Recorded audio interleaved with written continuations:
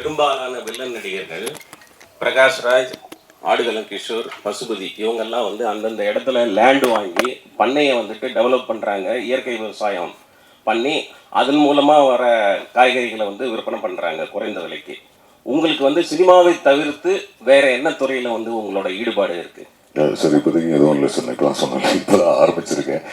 நீங்கள் சொன்ன பேர்லாம் they're all legends in their own way. And இப்போதைக்கு மூவி ஆஃப்டர் மூவி அதுதான் சார். வேறு எதுலேயும் ஃபோக்கஸ் இல்லை. நல்ல படங்கள், நல்ல ட்ரைட்டர்ஸ், நல்ல ஒரு ப்ரொடியூசர்ஸ். முறை லோகேஷ் கனகராஜ் சொன்னார், நீங்கள் வந்து உதவி இயக்குனராக ஒர்க் பண்ணணும்ன்ட்டு அவர்கிட்ட ஆமாம், கேட்டால் அவரோட அசிஸ்டன்ட் டைரக்டர் ஒர்க் பண்ணணும். உங்களுக்கு படம் பண்ணுறதுக்கு பிற்காலத்தில் ஐடியாஸ் இருக்கா? இல்லை சார், இல்லை. அவரோட படங்களே, ஏன்னா அவர் கமல் சாரோட ஒர்க் பண்ணும்போது அப்போ நான் விக்ரமில் இருக்கேன்னு எனக்கு தெரில. ஸோ கமல் சார் மானிட்டரில் பார்க்கணும். ஈஸியஸ்ட் ஆப்ஷன் அசிஸ்டன்ட் டைரக்டரை வேலை பார்க்குறது தான். அண்ட் அந்த வேலை பண்ணுறதுக்கு நான் ரெடியாக இருந்தேன்.